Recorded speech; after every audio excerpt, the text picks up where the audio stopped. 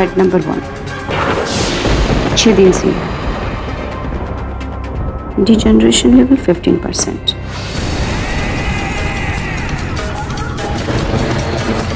Bed number 2, 3 दिन से यहाँ है, डिजेनरेशन लेवल 10%। बेड नंबर 3, 3 दिन से यहाँ है, डिजेनरेशन लेवल 10%।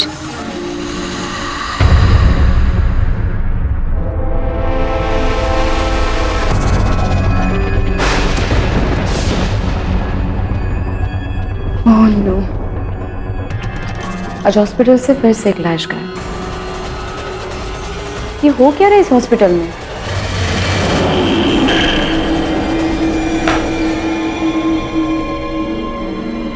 मुझे डॉक्टर वासु को बताना होगा।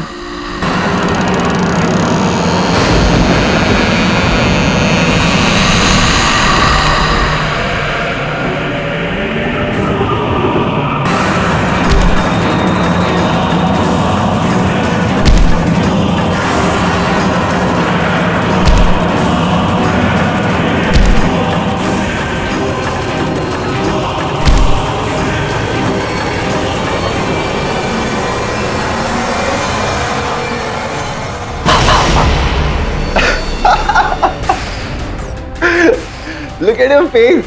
ऐसा लग रहा है जैसे जैसे तुमने कोई भूत देख लिया। Are you crazy, अभिषेक?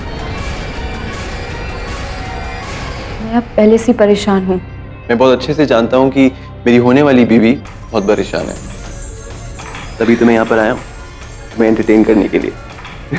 और वैसे भी इन मुर्दाओं के बीच में तुम बहुत ज्यादा बोर हो जाती होगी ना? अभिषेक, आज फिर से एक लाश गायब है। ये देखो शिट, कुछ घंटे पहले ही एक लावारिस लाश आई थी हॉस्पिटल में, और रिकॉर्ड के हिसाब से वो बेड नंबर 4 पे होनी चाहिए थी, पर यहाँ तो कोई लाश नहीं है। कम ऑन डॉक्टर तरन, हो सकता है कि ये किसी वार्ड बॉय की मिस्टेक हो, या फिर ये बॉडी ऑलरेडी किसी ने क्लेम कर ली हो। तुम एक इतनी होनहार इंटर्न हो हमारे हॉस्पिटल की, तो तुम इस मॉर्ग रूम में क्यों अपना टाइम वेस्ट कर रही हो? अभिषेक, तुम जानते हो क्यों? बॉस जानता हूँ, क्योंकि तुम्हारे डैड डॉक्टर सुमित नहीं चाहते कि तुम यहाँ पर काम करो। But sweetheart, he is your dad, और वो तुम्हारे बारे में हमेशा अच्छा ही सोचेंगे। पर आई कंप्लीटली डोंट अंडरस्टैंड कि तुम्हें यहाँ पर काम करके और उनकी बात के खिलाफ जाकर क्या समझदारी दिखाई देती है। अच्छा, sorry, I am so sorry, हम इसे भूल जाते हैं। तुम्हारी मॉम की सर्जरी है ना, तो मुझे लगता है कि तुम्हें उनसे मिलना चाहिए सर्जरी से पहले। अभिषेक,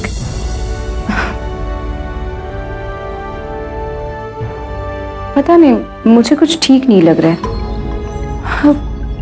मैं मॉम को इस हालत में नहीं देख सकती, इसलिए यहाँ हूँ। लेकिन आई ट्रस्ट डॉक्टर वासु, वो मेरी मॉम के ब्रेन का ट्यूमर सक्सेसफुली निकाल देंगे। I know that. I think तुम्हें कोई मिसअंडरस्टैंडिंग हुई है, क्योंकि डॉक्टर वासु तो बैंगलोर में है, और तुम्हारी मॉम का ऑपरेशन डॉक्टर वासु नहीं बल्कि तुम्हारे डैड डॉक्टर सुमित करने वाले। What? How dare you touch my mom? मैं उन्हें अपने मॉम के नजदीक भी नहीं आने दूंगी। डॉक्टर तरन,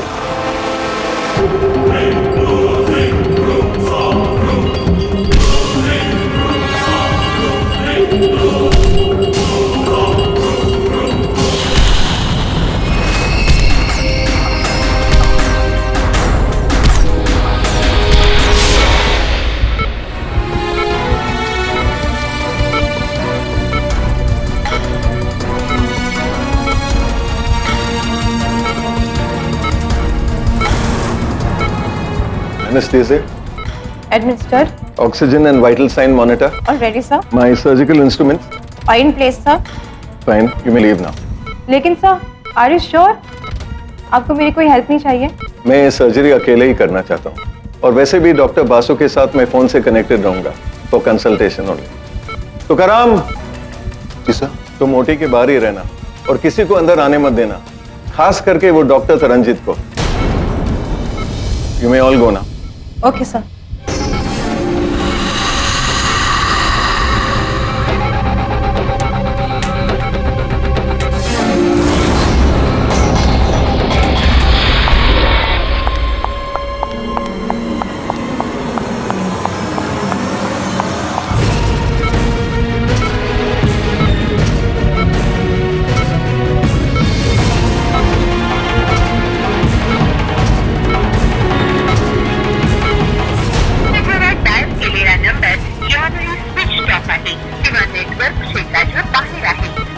ओह नो, डॉक्टर वासु का नंबर तो नेटवर्क के बाहर है।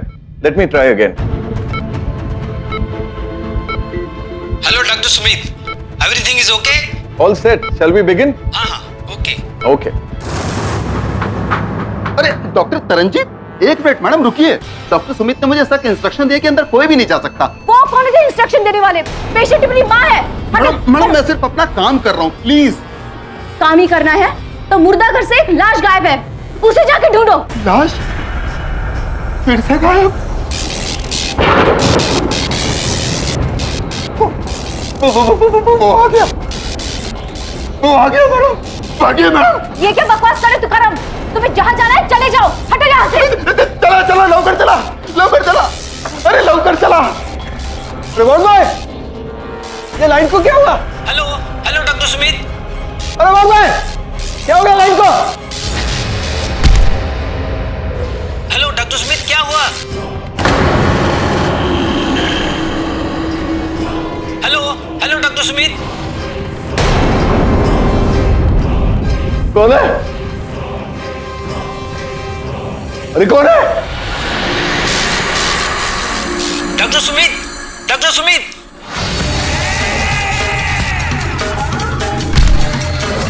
कौन है? What is happening? Hello doctor Sumit. अरे कौन है? बचाओ मुझे, हटाओ, हटाओ, हेल्प! हेल्प, कोई है?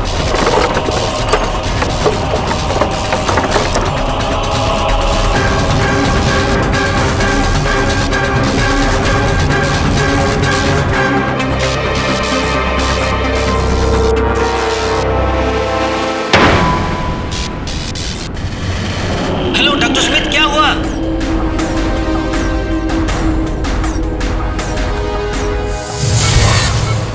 Hello hello doctor Sumit. पापा, पापा, पापा। What is happening? Hello doctor Sumit, doctor Sumit.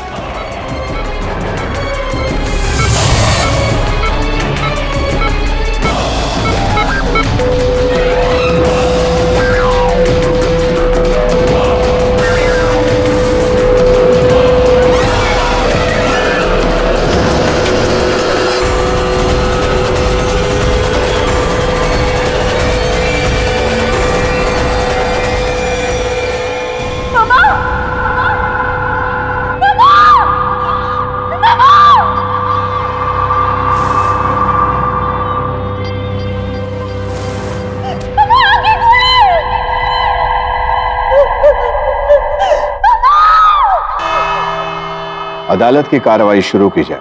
Your honour, मैं अदालत को बताना चाहता हूं कि डॉक्टर तरनजीत कौर डॉक्टर सुमित और किरण कौर की बेटी।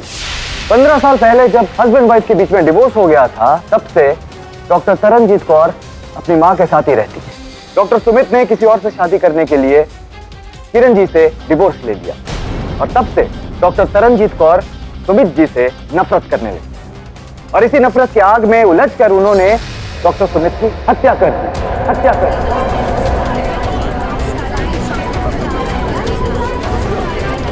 Order, order, silence please. नहीं, ये झूठ है। मैंने अपने पापा को नहीं मारा। जब मैं ऑपरेशन थिएटर में गई तो उनका खून हो चुका था और मेरी माँ का भी। योर ऑनर, मैं एक बहुत इंपॉर्टेंट बात बताना चाहता हूँ कि हत्या के बाद हॉस्पिटल के सारे स्टाफ ने डॉक्टर तरनजीत कौर के हाथ में वो मर्डर वेपन देखा, जिससे साफ जाहिर होता है कि असली गुनहगार सिर्फ और सिर्फ डॉक्टर तरनजीत कौर ही हैं। मुझे लगता है कि फाटक साहब को इस केस में ज्यादा मेहनत करने की जरूरत नहीं है, क्योंकि ये केस अपने आप में ही एक वाटर टाइट केस है। प्रोसिक्यूटर साहब, वाटर टाइट तो टाइटैनिक भी था, और उसका क्या हुआ ये तो हम सब जानते हैं। योर ऑनर, मैं मानता हूं कि मेरी मुवक्किल डॉक्टर तरनजीत कौर वहां इस उद्देश्य से गई थी कि अपने पिताजी को अपने माताजी के ऑपरेशन करने से रोक सके। एग्जैक्टली योर ऑनर, उद्देश्य तो पूरा हो ही गया।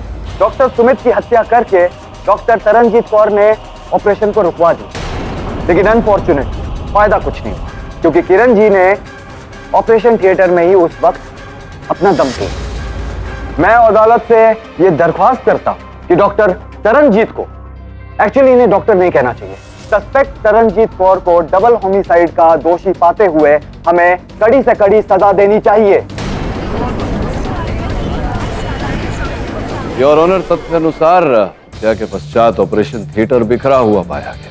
केवल इतना ही नहीं, योर ऑनर, हत्या के पश्चात डॉक्टर सुमित के मृत शरीर के हाथों में से बाल पाए गए। जो रिपोर्ट अनुसार न डॉक्टर तरनजीत कौर के हैं न इनकी माताजी के, तो स्पष्ट है योर ऑनर कि कोई और था वहां उपस्थित ऑपरेशन के दौरान जिसने हत्या की है डॉक्टर सुमित की। योर ऑनर, हॉस्पिटल स्टाफ के मुताबिक ऑपरेशन थिएटर में डॉक्टर सुमित के अलावा सिर्फ एक ही व्यक्ति था, और वो खुद उनकी एक्स वाइफ किरण कौर जी, जो एनेस्थीसिया के नशे में थी। तो बेडी साहब, आप क्या प्रूव करना चाहते हैं कि उस हालत में उन्होंने डॉक्टर सुमित की हत्या कर दी? मुझे पूरा विश्वास है प्रोसिक्यूटर साहब कि आपने इतनी तो अभ्यास की होगी वकालत में ये जानने के लिए कि मैं ये तो नहीं कह रहा। तो फिर खून किसने किया? मैं जानता हूं साहब किसने मारा।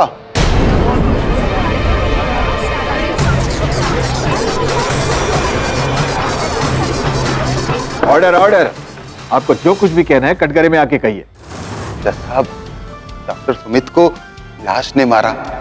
वही लाश जो हमारे हॉस्पिटल के मुर्दाघर से गायब हो गई थी।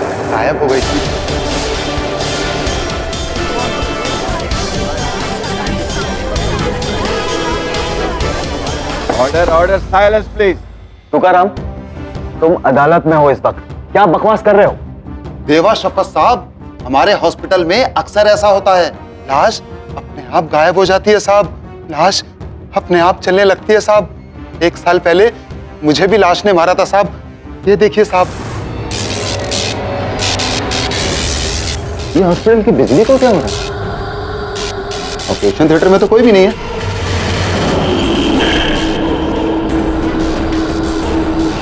कौन है? ये तो मुर्दा घर के किसी मुर्दे की स्लिप है ना?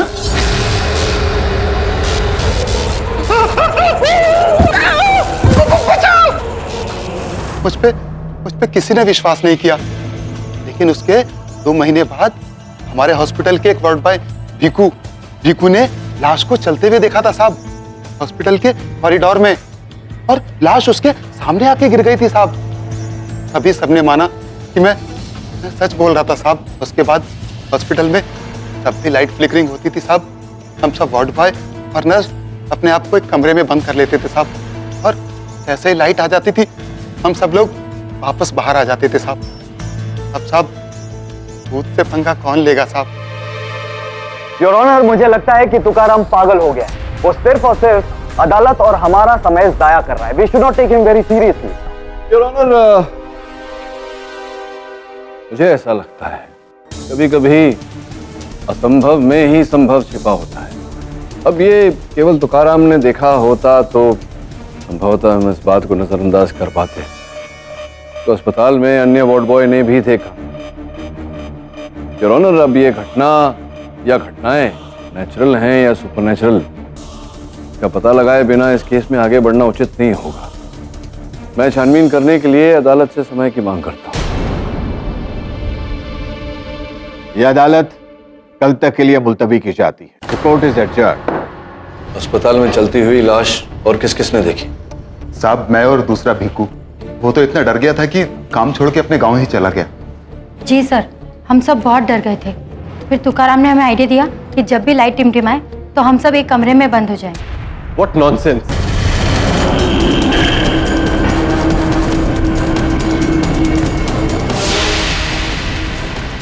आप कौन? हाय, डॉक्टर अभिषेक और डॉक्टर तरन का मंगेतर। सर, आप इन लोगों की बातों में बिल्कुल विश्वास मत कीजिए। ये बकवास कर रहे हैं। भला बॉडीज भी कभी चलती हैं क्या? लगता तो ऐसा ही है।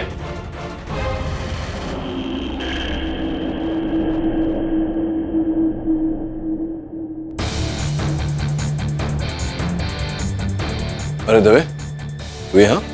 हाँ किडी, डॉक्टर सुमित के हाथ में जो बाल मिले थे उनकी डीएनए रिपोर्ट आ गई। ये देखो किडी, इस रिपोर्ट के हिसाब से वो बाल विकास नाम के एक अपराधी के थे जो खुद 3 मर्डर केस में वांटेड था। और जिस रात डॉक्टर सुमित की हत्या हुई उसी सुबह विकास पुलिस एनकाउंटर में मारा गया और उसकी बॉडी को इसी हॉस्पिटल में लाया गया। केडी सर, मैंने सुना था हॉस्पिटल में वार्ड बॉयज और नर्सेज के बीच में कुछ रूमर्स चल रहा है कि हॉस्पिटल में ज़ॉम्बीज घूमते हैं। लेकिन मुझे समझ में नहीं आ रहा है, अगर उस लाश ने मेरे पापा को मारा भी है तो मुझे दिखा क्यों नहीं ऑपरेशन थिएटर में? और जब मैं वहां गई तो वहां पर कोई नहीं था, सिर्फ वासु सर की आवाज आ रही थी इंटरकॉम पे। डॉक्टर वासु ऑपरेशन के दौरान इंटरकॉम पे थे? हाँ, वो ब्रेन सर्जरी में पापा से भी बड़े एक्सपर्ट थे, इसीलिए वो बैंगलोर से कंसल्ट कर रहे थे। वो दोनों बहुत अच्छे दोस्त थे, इसलिए उन्होंने पार्टनरशिप में हॉस्पिटल भी खोला था। ऐसी फिर तो डॉक्टर वासु से बात करनी पड़ेगी। डॉक्टर वासु, जिस दिन ये हत्या हुई डॉक्टर सुमित की, डॉक्टर सुमित ऑपरेशन थिएटर में थे अकेले, तो आप उन्हें कंसल्टेशन दे रहे थे बेंगलोर से फोन द्वारा? जी हाँ। तो ये जो फोन द्वारा आप संपर्क पे थे, आवाजें आप तक पहुंच रही थी, क्या आपने एक बार भी डॉक्टर सुमित को डॉक्टर तरनजीत का नाम लेते हुए सुना? No, I don't think so. वो सिर्फ यही बोल रहे थे, हटाओ इसे, हटाओ, हेल्प मी, हेल्प मी। तो योर ऑनर, मुझे समझ में नहीं आ रहा कि इससे केडी साहब साबित क्या करना चाहते हैं।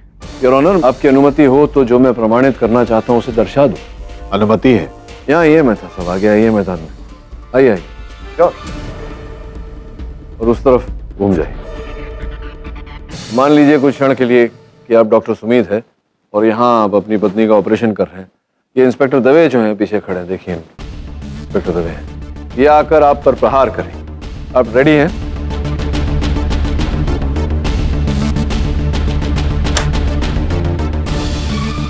केडी साहब क्या कर रहे हैं? मुझे लग जाता तो? आपने मेरा नाम क्यों लिया? नहीं, आपने मुझे मारा तो मैं आपको जानता हूं, तो ऑब्वियसली मैं आपका नाम लूंगा। बस योर ऑनर, यही प्रमाणित करने का प्रयास कर रहा था कि एक बेटी अगर अपने बाप पे प्रहार करे तो बाप एक बार तो बेटी का नाम अवश्य लेगा। डॉक्टर सुमित ने अवश्य तरनजीत का नाम लिया होता अगर तरनजीत ने उन पर वार की होती तो। इंटरेस्टिंग, मैं समझ गया केडी साहब, लेकिन हो सकता है कि डॉक्टर सुमित ने नाम लिया होगा लेकिन अफरा तफरी में डॉक्टर वासु ने नहीं सुना होगा, और अगर सुना है तो शायद याद नहीं होगा क्योंकि उम्र हो गई है ना इनकी। आपका पेन। योर ऑनर, ये जो प्रश्न रखा है मेहता साहब ने, इसका उत्तर देने में बिल्कुल कठिनाई नहीं है। हॉस्पिटल में जब भी कोई डॉक्टर एक एक्सपर्ट डॉक्टर की कंसल्टेशन लेता है फोन द्वारा, तो वो वार्तालाप रिकॉर्ड की जाती है योर ऑनर, भविष्य के विद्यार्थियों के पढ़ाई की। इस समय वो रिकॉर्डिंग मेरे सहायक वरुण के पास है। आपकी अनुमति हो तो मैं अदालत में चला दूं। अनुमति है।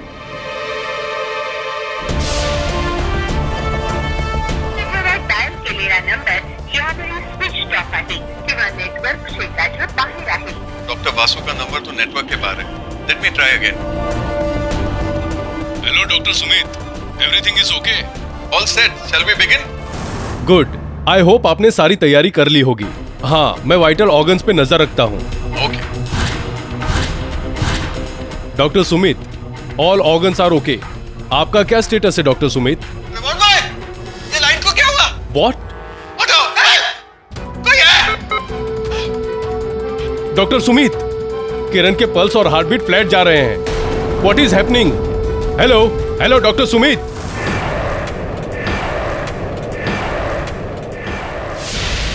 योर ऑनर, इस रिकॉर्डिंग में कहीं डॉक्टर सुमित ने तरनजीत का नाम नहीं। डॉक्टर वासु बिल्कुल सही कह रहे हैं। उन्होंने डॉक्टर सुमित को नाम लेते हुए बिल्कुल भी नहीं।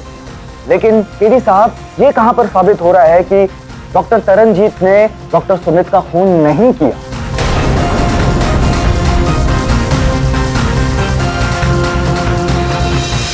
पीडी साहब, कहां खो गए आप?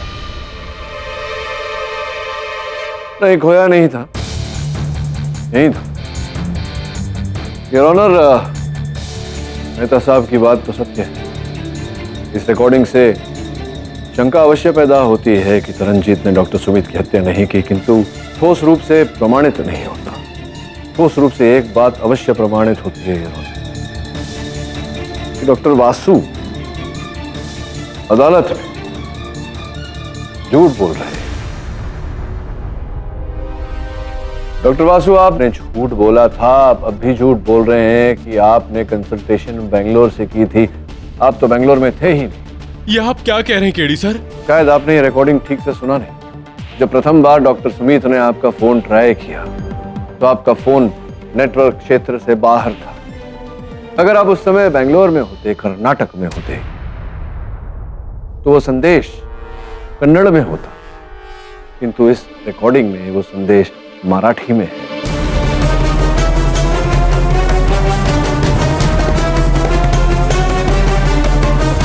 जिसका ये अर्थ होता है डॉक्टर वासु कि आप महाराष्ट्र में थे। अब बताइए, हमें डॉक्टर वासु अधिक समय नहीं लगेगा ये पता लगाने के लिए कि आप कहां थे। पुलिस जाएगी और आपके मोबाइल रिकॉर्ड्स चेक करेगी, जहां से हमें पता चल जाएगा कि आप कहां थे। और इसी प्रकार से अगर आप झूठ बोलते रहे तो शंका आप पर भी जाती है कि आपने बिजली गुल होने के बाद प्रवेश किया ऑपरेशन थिएटर में और डॉक्टर सुमित, जो आपके हॉस्पिटल के 50% के मालिक थे, उनकी हत्या की, क्योंकि आप जानते थे कि तरनजीत तो अपने पिता की जायदाद पर दावा करेगी नहीं, तो आप 100% के मालिक बन बैठेंगे। बताइए आगे क्या? सर, ये बिल्कुल झूठ है। मैंने सुमित को नहीं मारा, वो मेरा दोस्त था। ये सच है कि मैं उस रात बेंगलोर में नहीं था, मुंबई में था। झूठ क्यों बोल रहे हैं आप अदालत में कि आप बेंगलोर में थे? क्या कारण था इसके? योर ऑनर, मेरा ट्रीटमेंट चल रहा था कीमोथेरेपी का। मैंने किसी को नहीं बताया था कि मुझे ब्लड कैंसर है।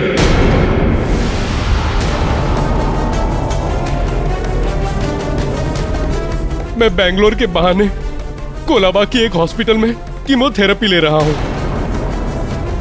अब आप ही बताइए सर, जो आदमी खुद चंद दिनों का मेहमान हो, वो चंद पैसों के लिए अपने दोस्त का मर्डर कैसे कर सकता है? योर ऑनर, सुना आपने? केडी साहब एक कैंसर पेशेंट पर खून का इल्जाम लगा रहे, लेकिन मुझे कहीं पर भी कोई भी पॉसिबिलिटीज नहीं दिखती है जहां पर तरनजीत को छोड़कर किसी और ने मर्डर करने की कोशिश की हो या की है। पॉसिबिलिटी है सर। मेरा ही एक पेशेंट था जिसकी डेथ हो गई थी। मैंने उसे डेड डिक्लेयर किया था, लेकिन कुछ घंटों के बाद जब मैं मॉर्ग में गया तो मैंने उसके हाथ और पांव चेक करते हुए देखे। मैंने ये बात किसी को नहीं बताई, क्योंकि अगर मैं ये बात किसी को बताता तो वो मेरा मजाक उड़ाते, क्योंकि मेरे पास कोई प्रूफ नहीं था और शायद मेरा मेडिकल करियर ही खत्म हो जाता। मैं पूरी जिंदगी डॉक्टर रहना चाहता था और लोगों का इलाज करना चाहता था। योर ऑनर, मैं जानता हूं कि अदालत ये मृत मुर्दों के चलने इत्यादि में सुपरनैचुरल बातों में नहीं मानती। अदालत प्रमाण मांगती है। तो कहीं ना कहीं ये केस द्वितीय बार है जो ज़ॉम्बी पर, मृत व्यक्ति पर, मुर्दे पर आकर खड़ा हो। मैं अदालत से निवेदन करता हूं कि पुलिस को आदेश दिया जाए कि सर्वप्रथम इस गुत्थी को सुलझाए, इसके पीछे तथ्य क्या है वो पता लगाए, उसके बाद ही हम इस केस में आगे बढ़े। मिस्टर पाठक, मैं आपके दलील से सहमत हूं। यह अदालत पुलिस को आदेश देती है कि वो इस रहस्य के बारे में जल्द से जल्द पता लगाए। यह अदालत अगली सुनवाई तक के लिए मुलतवी की जाती है। The court is adjourned. Sir, doctor Vasu ने सचमुच हॉस्पिटल में ज़ॉम्बी देखे?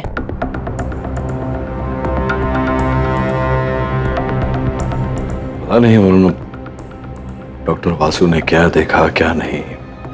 वैसे भी ये ज़ॉम्बी का विषय बहुत ही विवादग्रस्त है।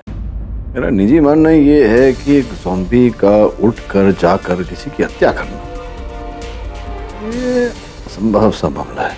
सर, डॉक्टर सुमित की मौत के बाद हॉस्पिटल का स्टाफ और डर गया और मुझे पता चला है कि हॉस्पिटल ग्रेवयार्ड पर बनाया गया है। मैंने सीरियल में एक देखा था कि भूत था और वो सिर्फ 3 बजे रात को निकलता था। बिली, बात को समझो, यहाँ भूतों की बात नहीं हो रही, ज़ॉम्बी की बात हो रही। ज़ॉम्बी वो व्यक्ति होता है, मृत व्यक्ति, उस पर प्रयोग किया जाता है। कभी कभी शॉक देने से उसकी मानसिकता कहीं ना कहीं अंदर जागृत होती है। ऐसा सब है, बोलते हैं ऐसा। भूत की बात नहीं हो रही है। वरुण, वो तुकाराम क्या कह रहा था? जब वो अस्पताल की लाइट फ्लिकर होती है तभी वो ज़ॉम्बी दिखता है। वो तो होएगा ना केडी। अरे भूत के आजू बाजू इतना पावर होता है कि लाइट तो फ्लिकर होएगा ही। मतलब क्या कहना चाह रही हैं आप कि अब भूत खून नहीं वोल्टेज पीते हैं? Ridiculous that is. सर, आप क्या देख रहे हैं? इंटरनेट पे रिसर्च करता हूँ, देखता हूँ कोई ना कोई सुराग अवश्य मिलेगा। Okay sir.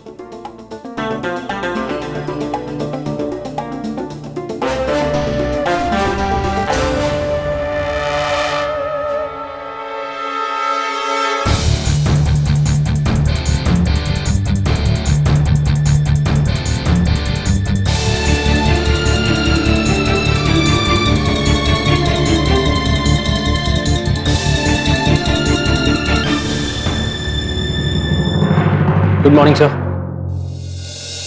सर,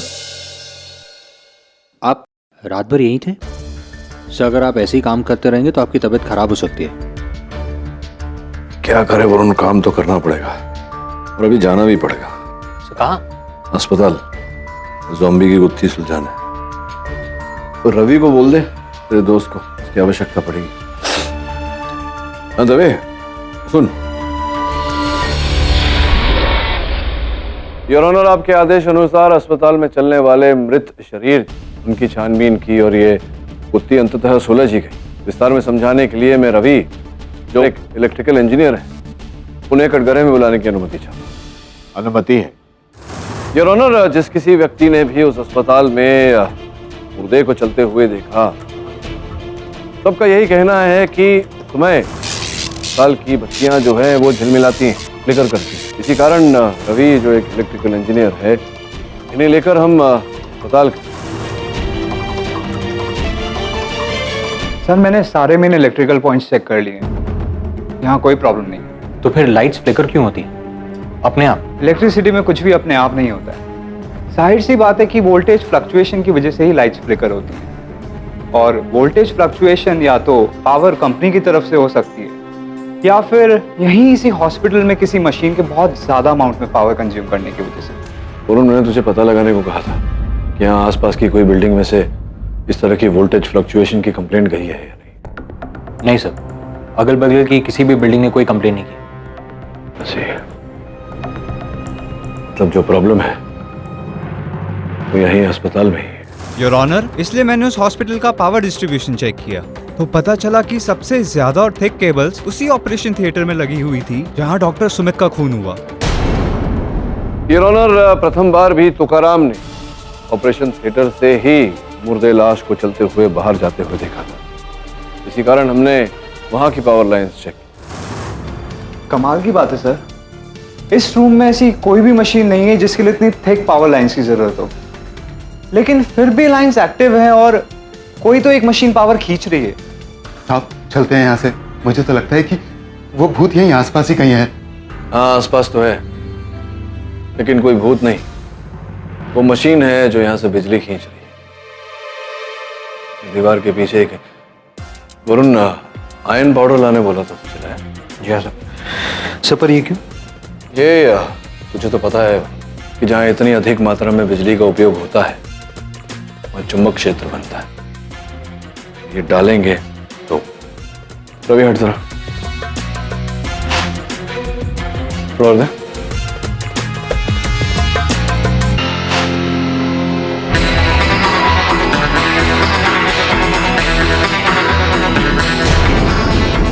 यहीं से पावर खींच रहा है, इसका मतलब पीछे ही कोई मशीन है।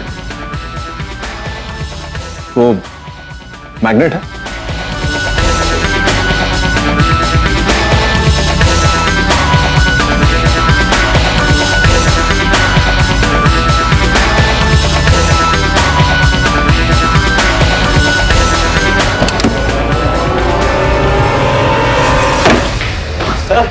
केडी साहब।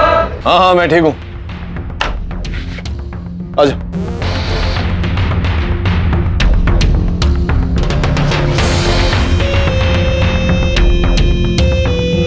यहां तो एक और प्रवेश द्वार है। इसका अर्थ यह होता है कि हत्यारा यहां से अंदर आया होगा। थिएटर में जाकर डॉक्टर सुमित की हत्या करके फिर यहीं से पलायन कर गया होगा। मुझे लगता है यहाँ कहीं ना कहीं तो कोई ना कोई सुराग तो छोड़कर गया होगा। देर में लाइट।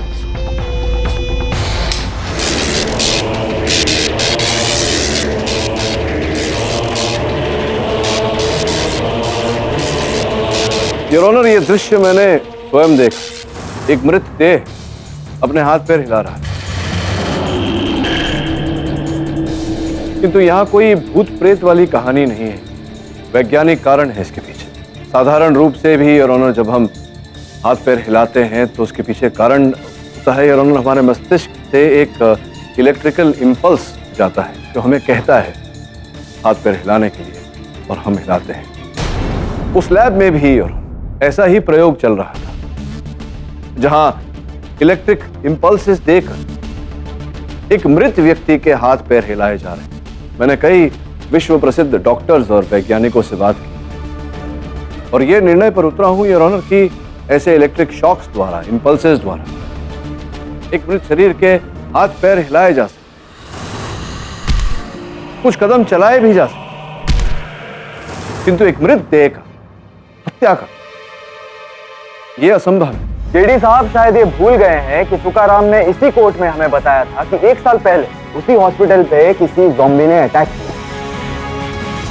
अब तुकाराम ने जो बताया मेहता साहब, वो तो तुकाराम आके बताएगा। तुकाराम जी, आपने हम सबको बताया था कि प्रथम बार आपने वो चलत फिरत मृत व्यक्ति को देखा था अस्पताल के बाहर, और फिर वो बत्तियां झिलमिलाने लगी। जी, आपने ये भी कहा था कि आप पर उस मृत देह ने प्रहार किया था, आक्रमण किया था। उस समय इसके अतिरिक्त और कुछ भी हुआ था? हुआ होगा अवश्य, क्योंकि प्रहार होने के 1 हफ्ते बाद ही आपके बैंक के खाते में 5 लाख रुपए जमा हो, अस्पताल के बैंक के खाते से। ये तो कागज पर है, इसे तो झुटला नहीं सकते आप।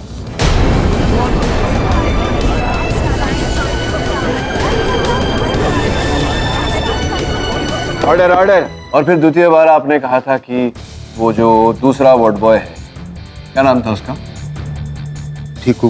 Bhiku Bhiku Bhiku ward boy. अब भीकू वार्ड बॉय गांव चला गया, पर हमारी पुलिस हाथ पे हाथ धरे तो बैठी नहीं रहेगी। उन्होंने पकड़ा उसे, पूछताछ की तो पता चला कि आपने 50,000 रुपए उसे दिए हैं गांव लौट जाने के। अभी क्या चल रहा है? वो बोनस मिला था ना साहब मेरे को। हाँ, बोनस दिया गया था।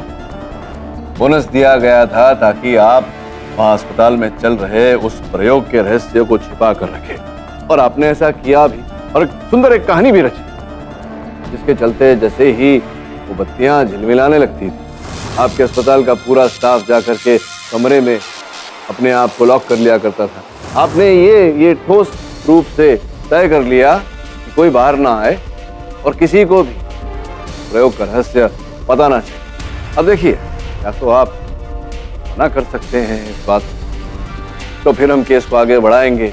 हो सकता है न्यायाधीश महोदय आप पर सख्ती बरते और आप जेल जाएं, और जेल में दवे साहब आपसे उससे भी अधिक सख्ती बरते। क्या झेल पाएंगे आप इतनी सख्ती? आपने खुद ही कहा था कि गरीब हैं आप, है ना, नौकरी मिलेगी नहीं आपको दूसरी। जेल में क्या चक्की पीसेंगे? क्या करेंगे? क्या सत्य बोलेंगे? हमारी सहायता करेंगे सत्य बोलकर? बोलिए। हाँ साहब, मैंने झूठ बोला था।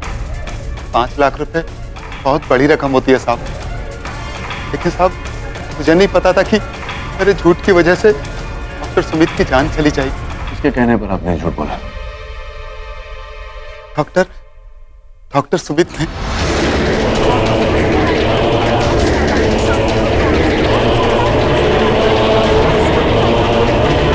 इंटरेस्टिंग योर ऑनर, इसका मतलब यह है कि वो हिडन लैब डॉक्टर सुमित की ही थी, जहां पर वो लाशों पर एक्सपेरिमेंट करते थे और उन्हीं की बनाई हुई एक जिंदा लाश ने उन पर अटैक कर दिया और उनकी हत्या कर दी। नहीं नहीं नहीं नहीं प्रोसिक्यूटर साहब, आप जो चल रहा है अदालत में उस पर आपका ध्यान नहीं। मैंने ये कहा कि एक मृत शरीर के, एक देह के हाथ पांव हिलाए जा सकते हैं इलेक्ट्रिक शॉक द्वारा। मैंने ये कतई नहीं कहा कि वो देह उठकर हाथ में सर्जिकल इक्विपमेंट उठाकर इस डॉक्टर की हत्या भी कर सकता है, ये नहीं कहा मैंने। केडी साहब, खून फिर किसने किया? क्या हम जाकर लाश से पूछे कि भैया लाश बताइए कि खून किसने किया? मेहता साहब, मेरे अनुभव अनुसार हत्या के हर केस में कहीं ना कहीं लाश बोलती अवश्य है। योर ऑनर, इस बार डॉक्टर सुमित के मृत शरीर ने, उनके मृत शरीर के हाथों में वो बाल, उन्होंने बताया है इस केस का रहस्य।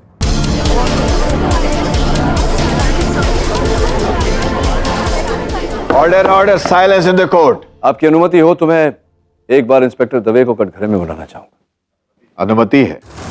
योर ऑनर, केडी पाठक ने मुझे जानकारी दी कि वो हॉस्पिटल एक ग्रेवयार्ड की जमीन पे बनाया गया है और हॉस्पिटल बनाने से पहले डॉक्टर सुमित और डॉक्टर वासु ने ग्रेवयार्ड की सारी बॉडीज को शिफ्ट करने के लिए अलग से जमीन ली। मैं वहां इन्वेस्टिगेशन करने के लिए गया था। मुझे ये जानना था कि आप यहाँ अकेले काम करते हैं? Yes sir. तुमको क्या मांगता है बॉय?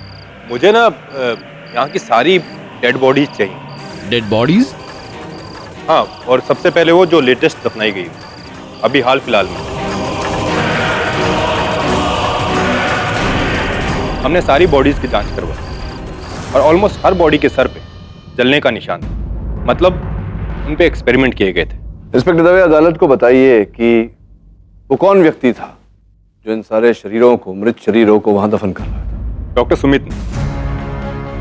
योर ऑनर, पिछले 1 साल से डॉक्टर सुमित हर महीने वहां एक बॉडी दफनाते थे। ग्रेवयार्ड का खर्चा हॉस्पिटल के फंड से चल रहा था और स्टीव को भी उन्होंने खरीदा हुआ था। अब इंस्पेक्टर दवे, ये बताइए कि डॉक्टर सुमित के निधन के बाद विकास की बॉडी को किसने दफनाया?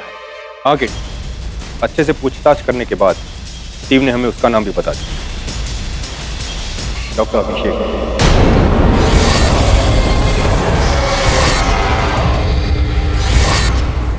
पोल खुल चुकी है डॉक्टर अभिषेक। न केवल स्टीव ने आपकी पहचान करवाई है कि वहां उस गुप्त प्रयोगशाला में आपकी उंगलियों के छाप जगह जगह हर स्थान पर पाए गए। नहीं केडी सर, कुछ गलती हुई है। अभिषेक ऐसा नहीं कर सकता। कोई गलती नहीं हुई डॉक्टर तरनजीत। डॉक्टर अभिषेक ने ऐसा किया है। योर ऑनर, इनके अपराध का स्रोत मुझे उस प्रयोगशाला के पीछे की ओर गुप्त दरवाजे से मिला। यहाँ तो एक और प्रवेश द्वार है। इसका अर्थ यह होता है कि हत्यारा यहाँ से अंदर आया होगा। आपको अचंभा होगा ये जानकर तरनजीत जी कि वो दरवाजा कहाँ खुलता है। आपके अस्पताल के मुर्दा घर में, जहां ये थे आपके साथ उपस्थित, पर जैसे ही आप ओटी की तरफ भागी, ये उस गुप्त दरवाजे का उपयोग करके ओटी के भीतर गए और आपके पिता की हत्या की। तुम तो उन्हें अपना पापा जैसे मानते थे ना? अरे काय के पापा, वो मुझे यूज कर रहे थे। आज से 12 साल पहले डॉक्टर सुमित और डॉक्टर वासु ने साथ मिलकर ये हॉस्पिटल खोला था और डॉक्टर सुमित का सिर्फ एक ही सपना था। वो एक्सपेरिमेंट्स करते जा रहे थे और फेल होते जा रहे थे। फिर 5 साल पहले मैंने वो हॉस्पिटल ज्वाइन किया और मैं भी वही एक्सपेरिमेंट्स और रिसर्चेस करने लगा। लेकिन सिर्फ 4 साल में मैंने उन डेड बॉडीज के लिम्स को मूव करना शुरू कर दिया। मैंने उनकी ब्रेन मैपिंग भी कर दी और मुझे लगा कि अगर हम इन मुर्दों में जान डाल देंगे तो मेरा नाम पूरे देश में होगा, पूरी दुनिया मुझे जानेगी। लेकिन नहीं, डॉक्टर सुमित का कुछ और ही प्लान था। वो इन सब एक्सपेरिमेंट्स का क्रेडिट अकेले लेना चाहते थे और अपनी उस असिस्टेंट की लिस्ट में मेरा नाम डालने वाले थे। तब मैंने डिसाइड कर लिया कि अब इस बुड्ढे डॉक्टर को मरना होगा। तुमने मेरे पापा को मारा। हाँ, मैंने मारा उन्हें। जब तुम अपने पापा से लड़ने के लिए ऑपरेशन थिएटर में गई थी तब मैं उनके सीक्रेट लैब में पीछे के दरवाजे से घुस गया। अरे कौन है?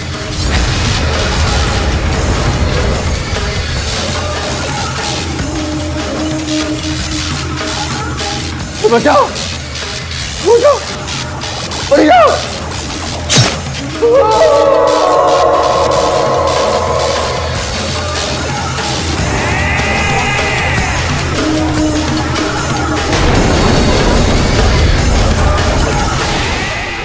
मैंने ये मर्डर बहुत सोच समझ के किया था। पहले तो वो लाश डॉक्टर सुमित पर धकेल दी ताकि हाथापाई होते हुए जो भी निशान आए वो उस अनजान लाश के हो और कोई मुझ पर शक भी ना करे। Your honour, the defence rest. तमाम गवाहों और सबूतों के मद्देनजर यह अदालत डॉक्टर अभिषेक को डॉक्टर सुमित के कत्ल में दोषी पाते हुए उम्र कैद की सजा सुनाती है और अदालत में झूठी गवाही देने के जुर्म में तुकाराम को 3 साल की सजा सुनाती है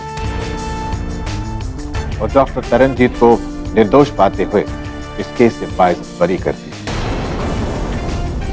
case is close. You're right. You're right, Miss Dixit. गलती की है मैंने, लेकिन ये केस को लेकर नहीं। योर ऑनर, मैंने गलती की है अपने प्रतिद्वंदियों को ना पहचानने की। होता है योर ऑनर, ऐसे अनुभव होते हैं जिससे मनुष्य सीखता है। अब प्रश्न यहाँ ये उठता है योर ऑनर कि अगर सिमरन जी और डॉक्टर देशमुख इस दवा जेनोलॉक्स के बारे में जानते ही नहीं, तो फिर मेरे पास इसकी 4 गोलियां कहां से आई योर ऑनर? एक जो मैंने लैब टेस्ट के लिए भेजी थी, एक जो आपके पास है, और ये 2, ये कहां से आई है? इसका अर्थ ये है कि मैं जो कह रहा हूं वो सत्य है। मिस्टर पाठक, ये भी आपके मुवक्किल का कोई खेल ही होगा। ये गोलियां भी आपको आपके मुवक्किल नहीं दी है ना? नहीं, आपने सुना नहीं। ये दवाइयां मुझे सिमरन जी ने दी। यही तो मेरा प्रश्न है कि अगर सिमरन जी को इस बारे में कुछ पता ही नहीं, तो फिर उन्हें ये दवाइयां डॉक्टर देशमुख से मिली कैसे जो उन्होंने मुझे दी? योर ऑनर, केवल इतना ही नहीं, अद्भुत बात कि मालिनी का भाई, ये जो आरोप इन्होंने लगाया है कि इनके भाई साहब इस केस को स्थगित करने का प्रयास कर रहे हैं। प्रोसिक्यूटर साहिबा के पास आना, इन्हें धमकाना, इन्हें रिश्वत देने का प्रयास करना, ये समझ में आती है बात, क्योंकि ये मेरे मुवक्किल के विरुद्ध है। मुझे क्यों इस केस से हटाने का प्रयास किया गया है? मैं तो इनके साथ हूं, इनके पक्ष में हूं। Yes, that is a valid point. Malini ji, क्या आपके पास अपने भाई सतीश का कोई स्थिर चित्र है, फोटो? वैसे तो हम कभी मिलते नहीं हैं, लेकिन हाँ, 2 साल पहले हमारे मम्मी के बर्थडे पर हम पूना में मिले थे। वहाँ हमने कुछ फोटोज खींची थी। मेरे सेलफोन में शायद उसकी फोटो होगी। दवे, इनका सेलफोन है मेरे पास?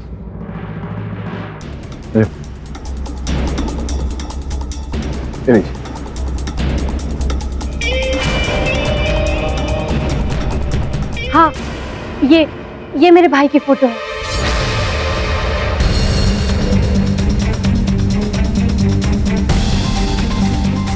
ये आपके भाई सतीश? जी। योर ऑनर, इनके भाई सतीश का जो चित्र है, ये उस व्यक्ति से मेल नहीं खाता जो मेरे कार्यालय आया था मुझे धमकाने। और मुझे पूरा यकीन है जो फोन आपको आया था, मैं जानता हूं कि सतीश के फोन से आया था। पर कोई आपको धमकाने के लिए अपने ही सेल फोन से फोन क्यों करेगा? आपको तो पता चल जाएगा ना कि उसी का नंबर है। और जो गाड़ी योर ऑनर जिसमें बैठकर वो व्यक्ति मुझे धमकाने आया, वो भी सतीश नहीं होगा योर ऑनर। स्पष्ट है, इस चित्र देखकर पता चल रहा है कि वो सतीश नहीं था योर ऑनर। स्पष्ट हो रहा है अब कि कोई व्यक्ति है जो सतीश का नाम लेकर इस केस को रोककर हम सबको गुमराह करने की कोशिश कर रहा है, जिसे सिन्हा को फंसाने की कोशिश कर रहा है।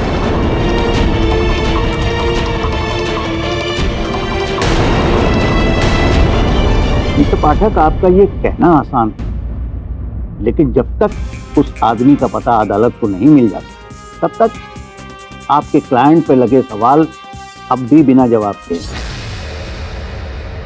आपका केस अब भी मुश्किल में है मिस्टर पाठक। योर ऑनर, मैं पूरा प्रयास करूंगा कि अगली सुनवाई तक ठोस प्रमाण आपके समक्ष प्रस्तुत करूं।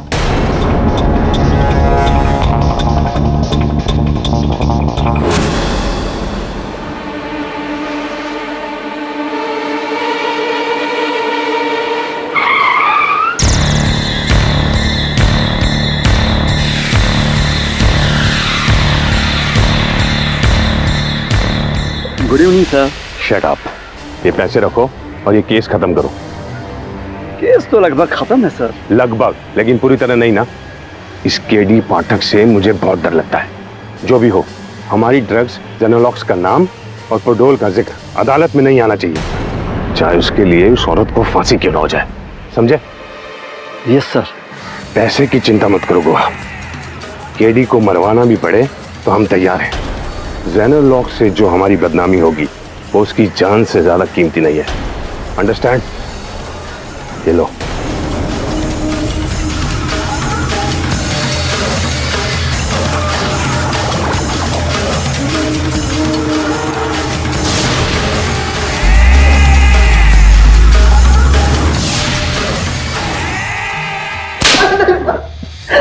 अपनी बहन मालिनी को बचाने के लिए तूने प्रोसिक्यूटर मिस शुक्ला को फोन किया था? पैसे की लालच दी तूने? मैंने कुछ नहीं किया था सर। मैं पहले ही बोल चुका हूँ, पिछले हफ्ते मेरा फोन चोरी हो गया था और वो जो गाड़ी जो केडी सर ने देखी थी सर वो नंबर प्लेट मेरा ही है, लेकिन गाड़ी नहीं है मेरी सर। मुझे कोई उलझा रहा है। तेरा फोन चोरी हो गया तो तूने कंप्लेन क्यों नहीं की? सर 4 फोन है मेरे पास और कब गायब हुआ कब चोरी हुआ सर कंप्लेन नहीं कर पाए सर। भूल गया। क्या भूल गया? भूल गया? सर मेरा यकीन करिए सर, मेरा इस केस में कुछ लेना देना नहीं है। उस आदमी को पकड़िए जिसने मेरा फोन चोरी किया सर। हे सावंत, चाय पिला के जाने दे इसको। मालिनी तो जेल में ही रहना, प्लीज कभी बाहर मत आना।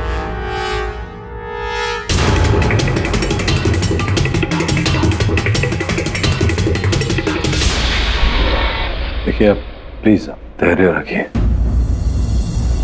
मिस्टर पाठक, ये सारे लोग मिले हुए हैं, सिमरन, डॉक्टर देशमुख, आप प्लीज मुझे बचा लीजिए, प्लीज मुझे बचा लीजिए। मैं पूरी कोशिश करूंगा। वो आपका भाई सतीश, क्या वो गवाही देगा अदालत में कि?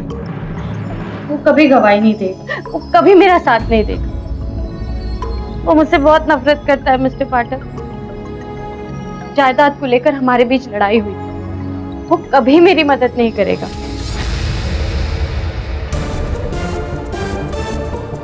ये जो जेनोलॉक्स की दवा खाती थी आप, ये दवा अभी है आपके घर में कहीं? हाँ, मेरे बाथरूम के कैबिनेट में है, लेकिन उससे क्या होगा? अदालत थोड़ी इस बात पर विश्वास करेगी कि मैंने दवाई के नशे में ही अपने पति का खून किया था। ये कोशिश तो करना पड़ेगा। आपके घर में सीसीटीवी कैमरास लगे हुए हैं, हो सकता है उन सीसीटीवी कैमरास के फुटेज में आप दवाई खाती हुई दिखी हो और दवाई खाने के बाद जो आप हरकतें करती हैं वो कुछ तो करना पड़ेगा, कोर्ट में साबित तो करना पड़ेगा कुछ। प्लीज प्लीज कुछ कीजिए सर, मुझे बचा लीजिए प्लीज। पूरा प्रयास कर रहा हूँ, आप धैर्य बनाए रखिए।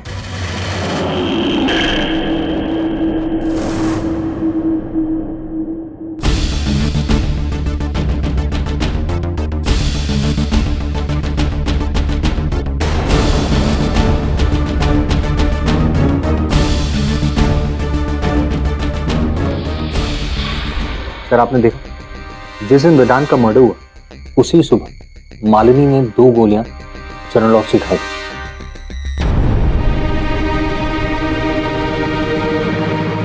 आप कह रहे हैं तो मतलब, लेकिन एक तो फुटेज इतना धुंधा है, ऊपर से ब्लैक एंड व्हाइट।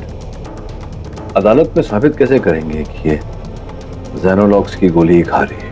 मतलब हो सकता है सर्दी खांसी, you know what I mean. ये जेनोलॉक्स ही है ये कैसे साबित करेंगे? दिखाई नहीं दे रहा।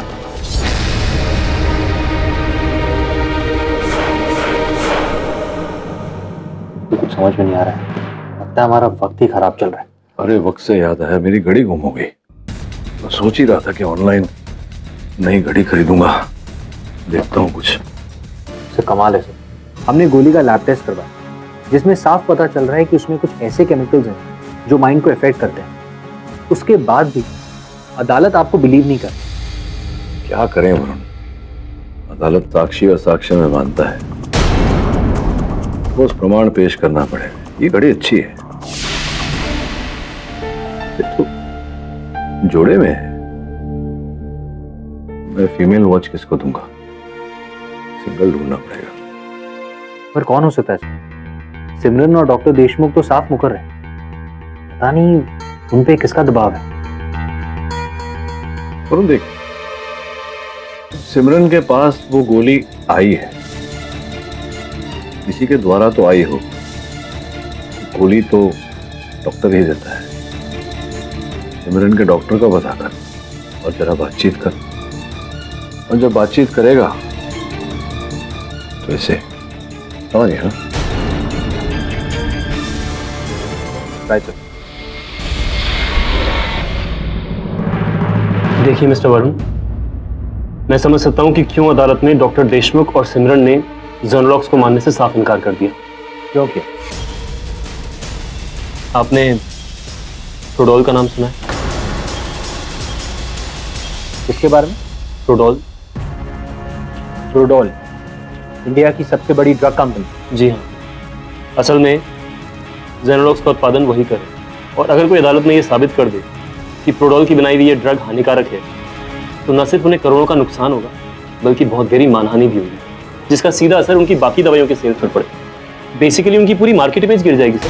हाँ, इसका मतलब ये सर कि अपनी सालों की बनाई हुई करोड़ों अरबों रुपए की मार्केट इमेज को बचाने के लिए प्रोडोल कुछ भी करेगी। वो एक क्या 10 डॉक्टर देशमुख और सिमरन को खरीद सकती है, धमका भी सकती है। इसलिए सर आई एम सॉरी, लेकिन मैं इस मामले में आपकी कोई मदद नहीं कर सकता। लेकिन जो दवा मार्केट में आई ही नहीं, वो आपने सिमरन को क्यों दी? टेस्टिंग के लिए।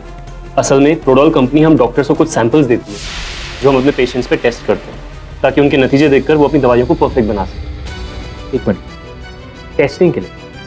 ये तो गैर कानूनी है, आप लोगों का इस्तेमाल कर रहे हैं। तभी तो मैं इस बारे में खुलकर अदालत में बात नहीं कर सकता हूँ सर। देखिए आई एम सॉरी, मैं इस मामले में आपकी कोई मदद नहीं कर सकता, प्लीज। और हाँ, जो भी मैंने आपको जेनोलॉक्स के बारे में बताया है वो सिर्फ इस कमरे तक है, बाहर नहीं सर, प्लीज। वैसे डॉक्टर नायडू कहना पड़ेगा, वीडियो में हैंडसम लग रहे हैं आप। सर आप मुझे ऐसे ब्लैकमेल कैसे कर सकते हैं सर? ये तो गैर कानूनी है सर। आप क्या कानूनी और गैर कानूनी की बात कर रहे हैं? ये जो आपने किया क्या वो कानूनी है?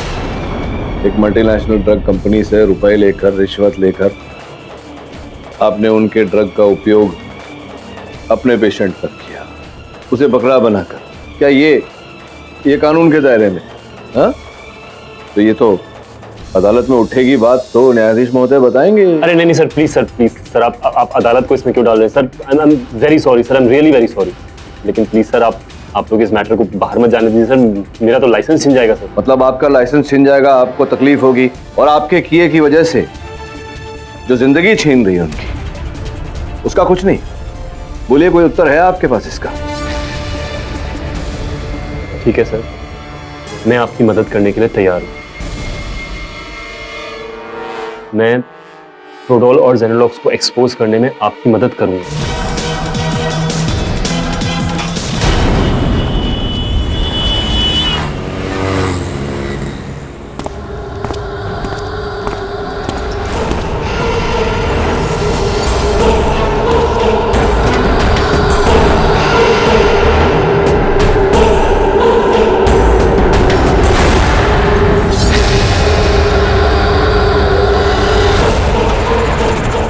क्षमा करना केडी, तुम इस केस को छोड़ोगे नहीं तो तुम्हें यह दुनिया छोड़नी पड़ेगी। Good bye.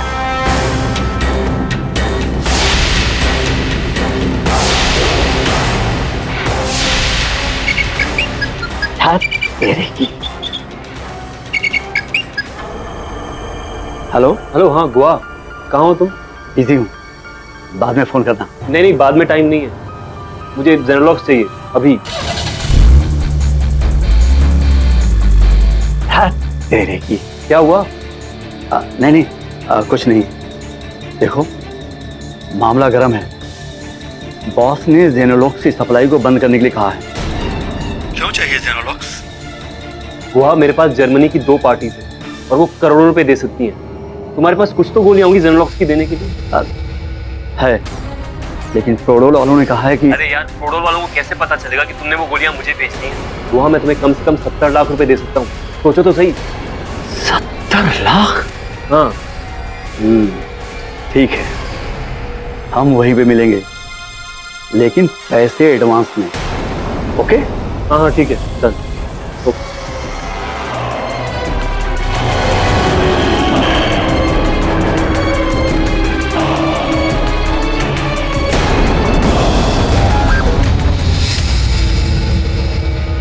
आज तू और जीले केडी।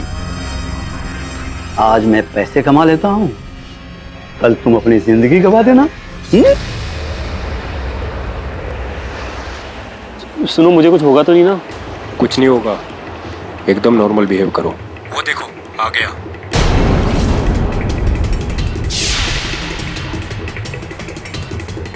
कैसे हो डॉक्टर? ठीक है। यहाँ आने में कोई परेशानी तो नहीं हुई? नहीं।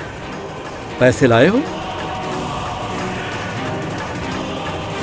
मेरी माँ कहती थी डॉक्टर बन। मैं पढ़ने में कमजोर था, इसलिए डॉक्टर के बदले में एमआर बन गया। दवा के कारोबार में डॉक्टर से ज्यादा पैसे कमाता हूँ। ये रहा तुम्हारा जेनोलॉक्स, ये हमारा आखिरी स्टॉक है, संभाल के खर्च करना।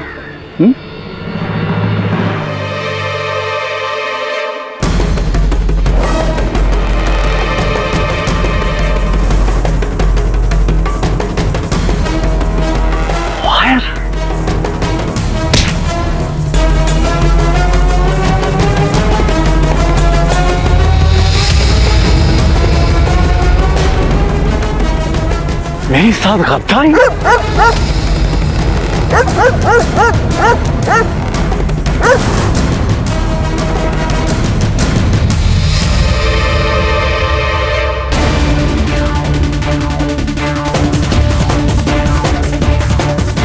नहीं तो इसकी जरूरत नहीं है। Bruno, go Bruno, go.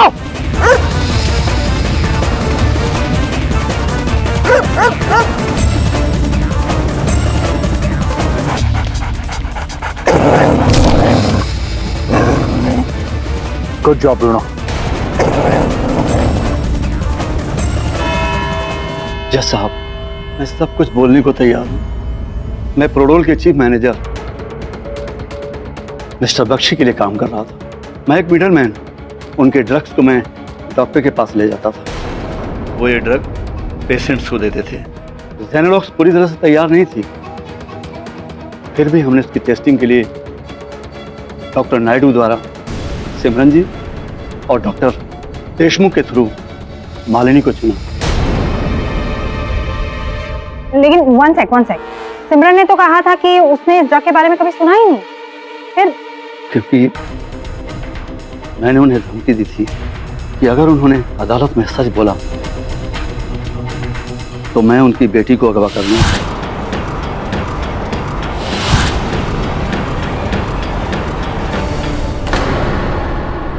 Your honour, इसी प्रकार से इन्होंने डॉक्टर देशमुख को डराया, धमकाया, अदालत में झूठ बोलने को उकसाया कि उन्हें उस दवा के बारे में कुछ नहीं पता और वो दवा उन्होंने मिसेस सिन्हा को नहीं दी थी। जबकि सत्य तो ये है कि सर, ये मिस्टर गोवा ने जेनोलॉक्स की गोलियां लाकर मुझे दी। ये काफी खतरनाक ड्रग्स है सर। पेशेंट इसे लेते ही अपने दिमाग पर काबू खो बैठता है। ये बहुत ही खराब ड्रग है सर। ये एक ऐसा नशा है जो आपके होश हवास उड़ा देता है। आपको कुछ पता ही नहीं चलता कि आप क्या कर रहे हैं। सर, मेरे साथ ऐसा हुआ है और मालिनी के साथ भी। मालिनी ने अनजाने में ड्रग के नशे में वेदांत की जान ले ली। लेकिन एक और क्वेश्चन है, वो मालिनी का भाई सतीश, उसकी सेलफोन की बात कर रही हैं? नहीं, वो सेलफोन गुहा ने चुराया था और उस सेलफोन से आपको फोन किया गया ताकि सबको ये लगे कि आपको धमकियां सतीश दे रहा है। और वो गाड़ी और नंबर प्लेट दोनों नकली, पुलिस को गुमराह करने के लिए, अदालत को गुमराह करने के लिए, ताकि अदालत में ये बात स्थापित हो कि मालिनी और सतीश दोनों मिलकर ये षड्यंत्र रच रहे, जबकि वास्तविकता में ऐसा कुछ नहीं था। तो योर ऑनर, ये की सजा तो प्रोडोल के चीफ मिस्टर बख्शी को ही मिलनी चाहिए। Your honour, mister Bakshi.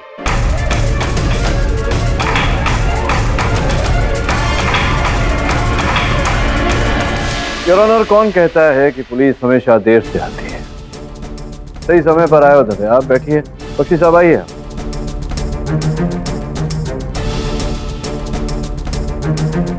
मैं आपको बताना चाहता हूं बख्शी साहब कि ये जो मिसेस सिन्हा को आपने अपने अनुसंधान का पात्र बनाया, इन्हें निशाना बनाया, जेनोलॉक्स ड्रग का प्रयोग इन पर किया, इसके कारण न केवल इनका पूरा परिवार नष्ट हो गया, जीवन असफल हो गया। अब इसकी सजा आपको जितनी ज्यादा मिले उतनी कम है।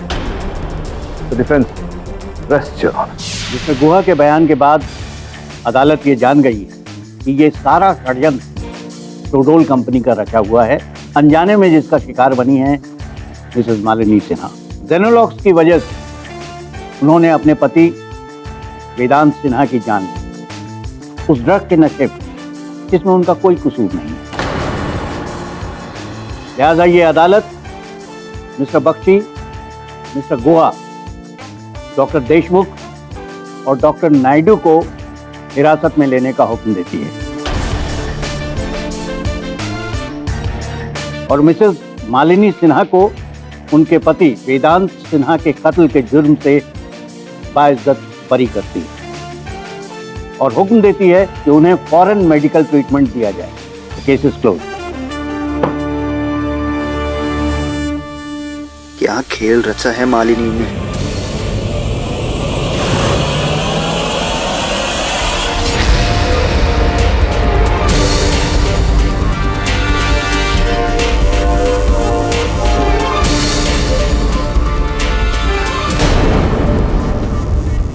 लगता है केस खत्म नहीं हुआ। मिस्टर पाठक, ये आपकी फीस। Thank you.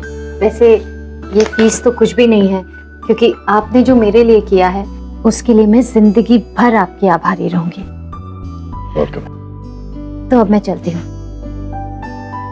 अरे हाँ मिस्टर पाठक, मैं मनाली जा रही हूँ, अगर आपको कुछ चाहिए तो आप मुझे बता दीजिएगा। आप मनाली जा रही हैं? जी, सोचा कि जिंदगी में इतना सब कुछ हो गया है तो एक आध महीने के लिए कहीं बाहर चले जाऊं, ताकि अपनी बिखरी हुई जिंदगी को समेट सकूं। अच्छा अच्छा अच्छा। कब?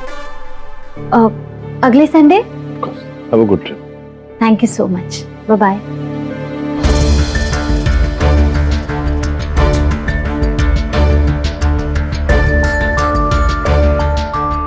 कंग्रेचुलेशन सर, केस जीतने के लिए।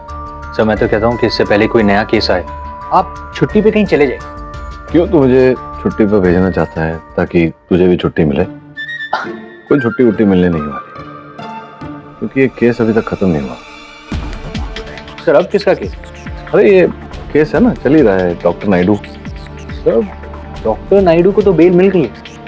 इनफैक्ट वो 1 महीने के लिए कॉन्फ्रेंस में जा रहे हैं। अच्छा, कॉन्फ्रेंस में जा रहे हैं? विचित्र बात है, उन्होंने कोई और लॉयर कर लिया, बताया तक नहीं? हाँ सर, ये बात भी मुझे दवे ने बताई। क्या बता रहा था दवे? सर अगले संडे जा रहे हैं, पता नहीं कहाँ। अच्छा, क्या बात है। और सब संडे को ही बाहर जा रहे हैं मुंबई से? मैं मनाली जा रही हूँ अगले संडे। भाई संडे? 1 नंबर के बेवकूफ, गधे और इडियट हो तुम। मैंने बोला था ये जी पाठक को मार डाल, लेकिन नहीं, तुम्हें तो लालच सूझी थी। खुद तो फंसे और मुझे भी। मेरी पूरी कंपनी बंद करवाओगे तुम। सर क्या करे, केडी पाठक का कुछ नसीब ही ऐसा है कि। लीजिए आ गए जनाब। तुम अब भी कुछ करना बाकी? अंदर तो भेज दिया हमें। इस बार आपको बाहर निकलना है। मजाक कर रहे हो क्या? नहीं, मजाक तो मैं कम ही करता हूँ। मैं आसानी से हार मानने वालों में से नहीं। केस कर दूंगा उस औरत मालिनी पर जिसकी वजह से मेरा करोड़ों का बिजनेस खतरे में है। I'll see you back in High Court, Mr. K.D. Pathak. Good, यही तो मैं चाहता हूँ। चलिए मिलते हैं अदालत में।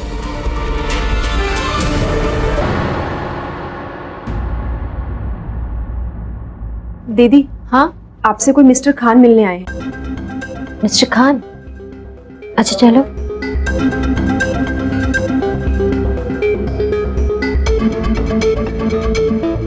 जी आप?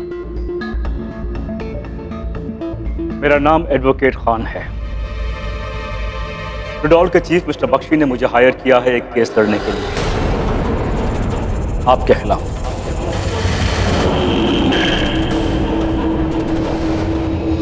मेरे खिलाफ? जी। लेकिन मैं तो केस जीत गई हूँ और बेगुनाह भी साबित हो गई हूँ। आप केस जीत चुकी थी, अब उनकी बारी है, इसीलिए उन्होंने आपके खिलाफ दावा किया है कोर्ट में। ये रहे कोर्ट के समन्स। इस शुक्रवार को हियरिंग है। Good luck to you.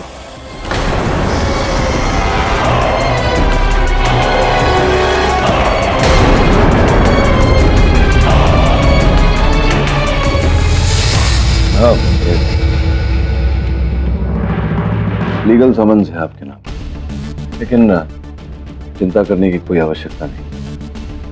उसका करोड़ों का व्यवसाय है, चुप तो वो बैठेगा नहीं।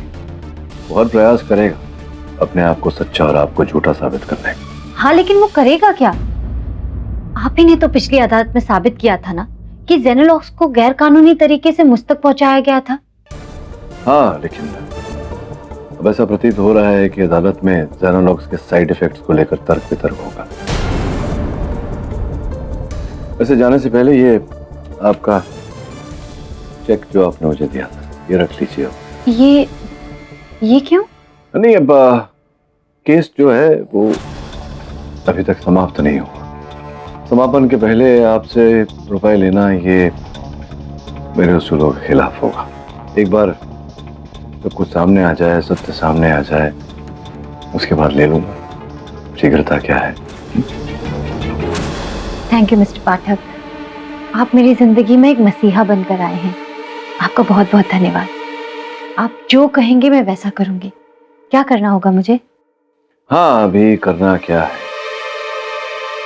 अदालत के आधे घंटे पहले बताऊंगा। ये लीजिए आपकी जेनोलॉक्स की दवा। ये जेनोलॉक्स तुम इन्हें क्यों दे रहे हो?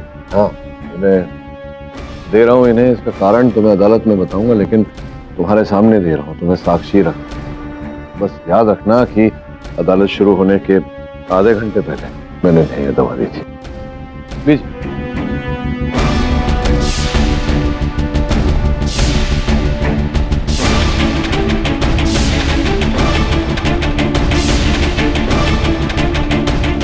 अब याद रखना, जब प्रोडोल के वकील खान साहब आएंगे तब वो जो आपने मेरा नाम लिया मिस्टर पाठक और मैं हाजिर हो गया।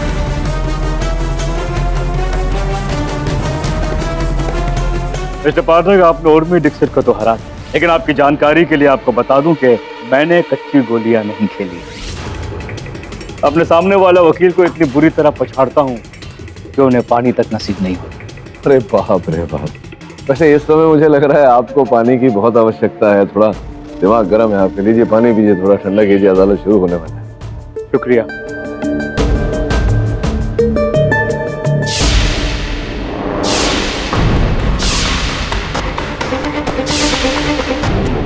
योर ऑनर, मेरे मौक्किल अरविंद बख्शी पर लगाया हुआ इल्जाम गलत है। मिसेस मालिनी सिन्हा के जरिए किए गए इनके पति के खून में प्रोडोल या जेनोलॉक्स दवा का कोई हाथ नहीं। हाँ साहब, आप संभवतः ये भूल रहे हैं कि अदालत में फॉरेंसिक रिपोर्ट द्वारा ये प्रमाणित हो चुका है कि जेनोलॉक्स ड्रग के साइड इफेक्ट वो बहुत ही उग्र और खतरनाक है। मैं भी मानता हूँ योर ऑनर कि जेनोलॉक्स का साइड इफेक्ट है, क्योंकि ये दवा अभी तक परफेक्ट नहीं की गई। लेकिन साइड इफेक्ट्स इतने खतरनाक नहीं है मिस्टर पाठक जितना कि आप बयान कर रहे हैं। बहुत विचित्र बात है कि हत्या आपको खतरनाक लगती है? हत्या इन्होंने खुद की है और इल्जाम लगा रही हैं एक छोटी सी गोली पर। मेरा यकीन मानिए, इस गोली का मुझ पर सचमुच गहरा असर होता है।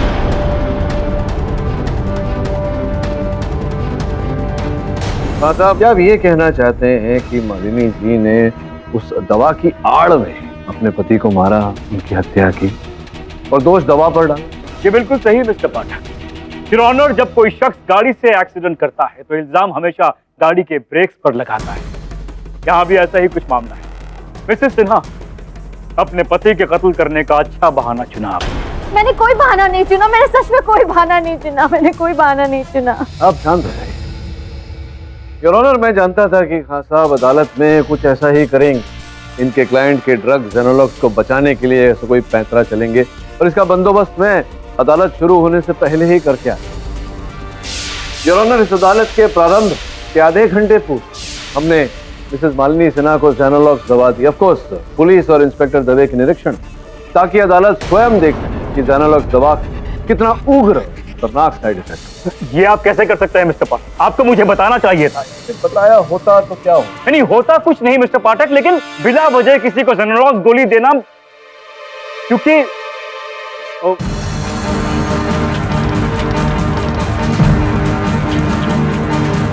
Mrs. Sinha, please go back inside.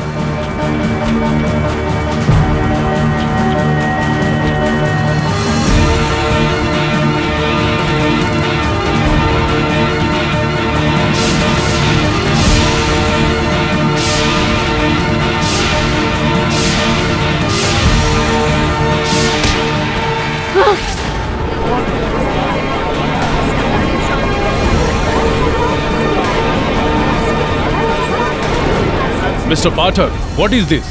ये मैं क्या कर रही थी? हाँ?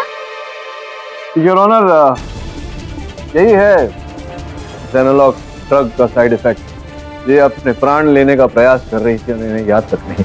आप प्लीज मालिनी जी अंदर जाइए। योर ऑनर, हम ये कैसे मान लें कि इन्होंने जेनोलॉक्स दवा ली है या ये एक्टिंग कर रही है? मैंने कहा ना खान साहब, इंस्पेक्टर दवे इस बात के गवाह हैं कि हमने मालिनी जी को जेनोलॉक्स दवा दी।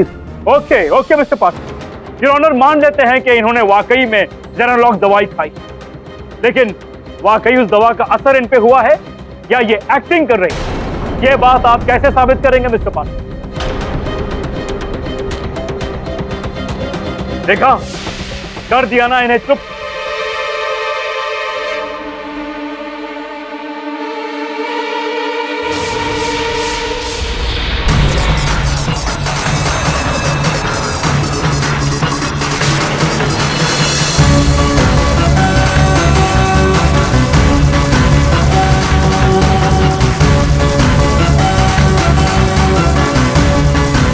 मिस्टर खान, ये क्या कर रहे हैं आप? Mister Khan,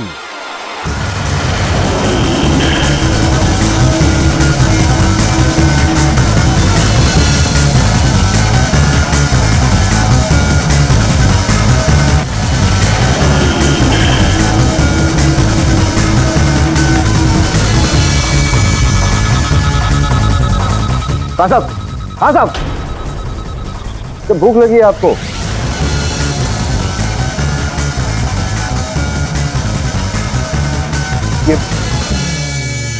your honour, I am extremely sorry. ये खाना कोर्ट में नहीं, आपको अदालत से क्षमा मांगने की कोई आवश्यकता नहीं। क्षमा तो मुझे मांगना चाहिए योर ऑनर। मैंने जो किया उसके चलते इनके साथ ये हुआ। ये जो है योर ऑनर, ये जेनोलॉक्स दवा का साइड इफेक्ट का प्रभाव है जो मैंने अदालत के आरंभ में इन्हें खिलाया था। मिस्टर पाठक, मैंने तो कोई गोली नहीं खाई। अब फिर से क्षमा चाहता हूँ, मैंने आपको खिलाया नहीं था, आपको पिलाया था। आपको याद है अदालत आरंभ होने से पहले मैंने आपको पानी पिलाया था। उस पानी में मैंने वो जेनोलॉक्स ड्रग घोल कर मिला दिया था, आपको पता भी नहीं चला। बट प्लीज एक्सप्लेन के आपने वो दवा मुझे दी क्यों? क्योंकि मैं जानता था कि आप मालिनी पर आरोप लगाएंगे और कहेंगे कि ये जेनोलॉक्स का साइड इफेक्ट नहीं है, इसलिए मैं चाहता था कि आप स्वयं इसका आभास करें, आपको महसूस हो कि क्या होता है जेनोलॉक्स का प्रभाव। मिस्टर पाठक। जी आपने तो सचमुच साबित कर दिया कि ये जो हो रहा है वो ड्रग का असर है। अब तो मुझे भी लगने लगा है कि मिसेस मालिनी सिन्हा के साथ जो हुआ है वो बनावटी नहीं, असली था। और तो और ऐसी हालत में वो अपने पति की भी हत्या कर सकती हैं। ये सब जेनेलॉक्स का असर है। वेल डन मिस्टर पाठक। धन्यवाद योर ऑनर। लेकिन अभी एक कष्ट है मुझे। कष्ट ये है योर ऑनर की अदालत शुरू होने से पूर्व मेरे पास केवल एक ही जेनेलॉक्स की गोली थी जो मैंने खान साहब को पानी में घोलकर पिलाई। मतलब ये योर ऑनर, मालिनी जी को मैंने कोई दवा दी।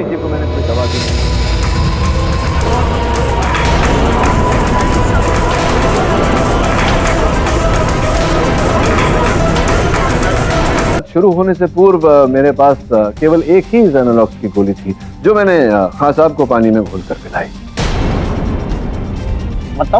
मतलब ये योर ऑनर, मालिनी जी को मैंने कोई दवा दी।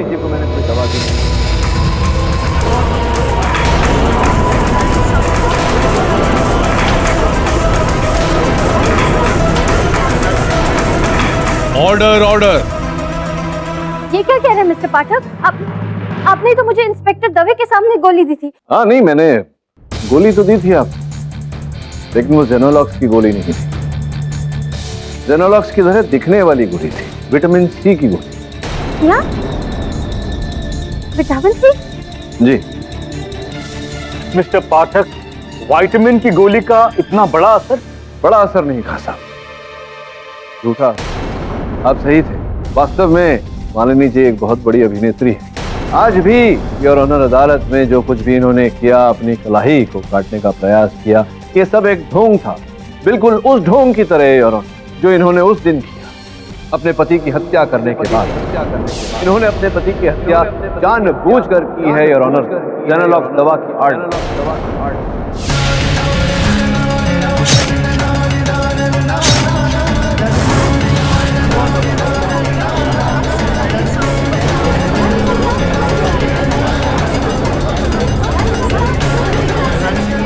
Order order. लेकिन मिस्टर पाठक, आप तो मेरी तरफ से हैं।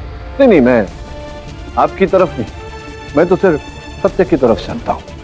इसका मतलब आपने मुझे धोखा दिया? धोखा मैंने नहीं मालिनी, धोखा तो आपने दिया है, मुझे नहीं, अदालत को। ये जताकर कि आपने अपने पति की हत्या जेनोलॉक्स के साइड इफेक्ट के चलते की, जबकि ऐसा नहीं। अब क्या करें, लोहे को लोहे से काटना पड़ा। वाह मिस्टर पाठक, तभी आपने मिस्टर बख्शी को उकसाया कि वो हाई कोर्ट में अपील करे ताकि आप इन्हें रंगे हाथों पकड़ सकें। वाह मिस्टर पाठक, आपने तो बाजी मार अपना जीता हुआ केस हारा। नहीं, मिस्टर पाठक झूठ बोल रहे हैं। मैंने अपने पति को नहीं मारा है, वो एक हादसा था जज साहब, वो एक हादसा था। अब हादसा क्या है, हकीकत क्या है, नाटक क्या है, वास्तविकता क्या है, ये सब कुछ ही क्षणों में बाहर आ जाएगा। ये पूरा रहस्य उस षड्यंत्र का जिसकी खिलाड़ी केवल आप नहीं, आपके प्रेमी मिस्टर हेमंत नायडू भी।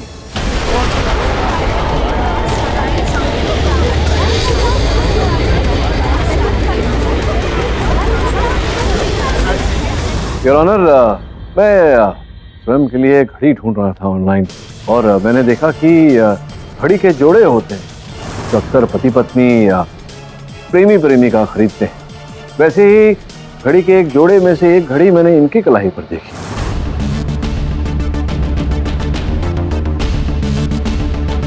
और दूसरी मालिनी जी की कलाई पर।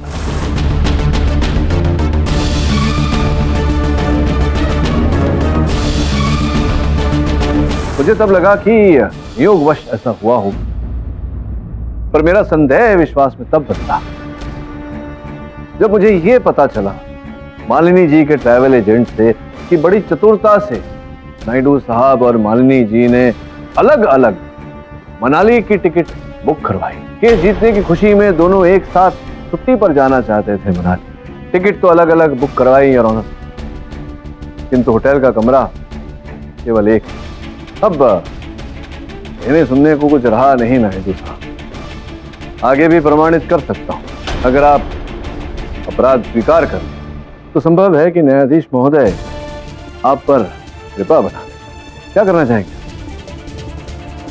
जी हाँ योर ऑनर, मैंने और मालिनी हम दोनों ने मिलकर वेदांत को रास्ते से हटाने का प्लान बनाया था।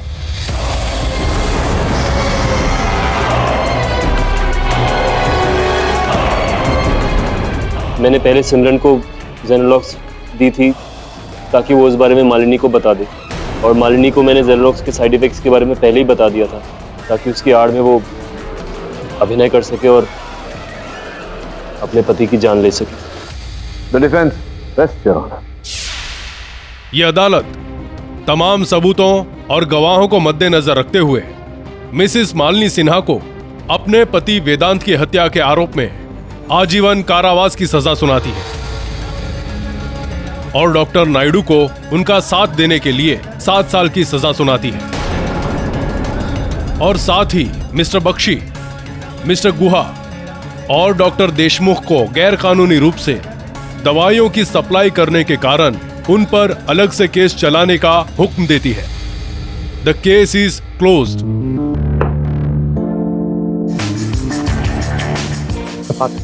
बहुत बहुत मुबारक हो। मैं आपसे बहुत मुतासिर हूँ। सच्चाई की खातिर अपना जीता हुआ केस आप हार गए। क्या करें खान साहब, सच्चाई के लिए बहुत कुछ करना पड़ता है। और किसी विशेष व्यक्ति ने कभी कहा था, हार के जीतने वाले को ही बाजीगर कहते हैं। और भी दिलचस्प कहानी देखने के लिए हमारे चैनल को सब्सक्राइब करें और बेल आइकॉन दबाना न भूलें।